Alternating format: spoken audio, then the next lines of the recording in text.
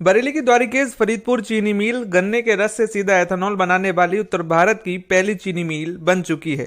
शासन से मंजूरी मिलने के बाद मंडल का यह सबसे बड़ा प्लांट चालू हो चुका है। रोजाना होने वाले गन्ने की पेराई का 1/4 हिस्सा अब सीधे गन्ने के रस से एथेनॉल बनाने के काम में लिया जा रहा है। दरअसल कुछ वर्षों से चीनी का उत्पादन अधिक हो रहा था और बाजार में मांग कम होने से चीनी मिल मालिकों को गन्ने का भुगतान करने में काफी दिक्कत उठानी पड़ रही थी, जिसको देखते हुए प्रधानमंत्री नरेंद्र मोदी के नेतृत्व में केंद्र सरकार के द्वारा अहम फैसले लेते हुए देश को आत्मनिर्भर बनाने के लिए एथेनॉल प्लांट लगाने की योजना बनाई गई, जिसके बाद बरेली मंडल की फरीदपुर द्वारिकेश चीनी मिल को शासन से मंजूरी मिली और लगभग 235 करोड़ रुपए की लागत से यह प्लांट चालू किया गया है। जो प्लांट है इसकी क्षमता 1,75,000 लीटर की है प्रतिदिन की। तो इस साइज के प्लांट की लगभग कीमत 235 से 250 करोड़ रुपए के आसपास का एक इन्वेस्टमेंट है और इससे हमारे प्रदेश का विकास होगा। हमारे किसान भाइयों को गन्ना मूल्य तीव्र गति से भुगतान करने में हम और सक्षम हो पाएंगे। मैं इस कड़ी में बताता चलूँ आपको कि द्वारिकेश का पहले भी इतिहास ये रहा है। 1994 से हम उत्तर प्रदेश में मौजूद हैं। हमेशा ही किसान भाइयों के गन्ना मूल्य की हमारी प्राथमिकता रही है। पिछले सत्र में हमने 10 दिनों के अंदर अंदर गन्ना मूल्य भुगतान सीजन बंद होने के बाद पूर्ण रूप से गन्ना मूल्य भुगतान कर दिया था। किसी सोसाइटी का, किसी सरकारी एजेंसी का हमारे ऊपर आज की डेट में बकाया नहीं है।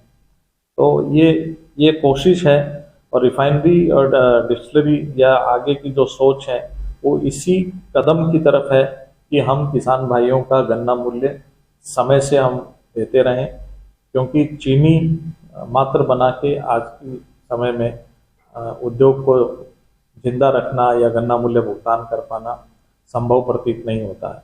आगे आने वाला भविष्य इथेनॉल का बहुत अच्छा है। इससे जहाँ आपने आत्मनिर्भरता की बात करी, तो मैं बात करूं तो सबसे पहले खुद को आत्मनिर्भर होना पड़ेगा।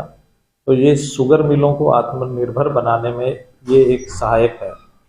फिर माननीय प्रधानमंत्री जी का ये एक ड्रीम प्रोजेक्ट है कि हमें इथेनॉल कितना बनाना है कि लगभग 20% हम पेट्रोल में मिक्सिंग कर पाएँ।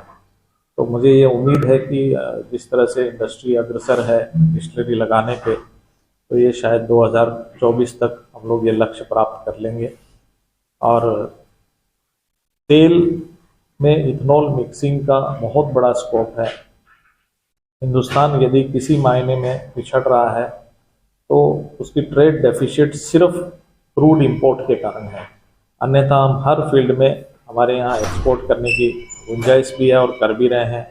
हमारी इकोनॉमी अब विश्व में कंपटीशन करने लगी है। आत्मनिर्भर बनने के लिए हमें तेल का विकल्प सोचना चाहिए और सोचा है। प्रधानमंत्री जी की जो ये सोच है हमें बहुत आगे तक लेके जाएगी और आने वाले समय में इससे काफ़ी देश को डॉलर बचत होंगे, ग्रीन मनी बचत होगा। और मैं आपको बताता चलूँ कि इसके साथ साथ इथेनॉल का जो उत्पादन है वो इसलिए भी बढ़ना आवश्यक है कि इससे आपका इन्वायरमेंट बचता है, इससे प्रदूषण कम होता है। तो ये बहुत ही महत्वपूर्ण है कि हमारी इंडस्ट्री इथेनॉल की तरफ जाए, जिससे एक तरफ देश का धन बचेगा, दूसरी तरफ इन्वायरमेंट हमारा सुरक्षित होगा। आने वाले हमारी पीढ़ियों को एक सुरक्षित वातावरण मिलेगा। जल, वायु कम से कम प्रदूषित हो, ये हमारा सबका लक्ष्य रहना चाहिए।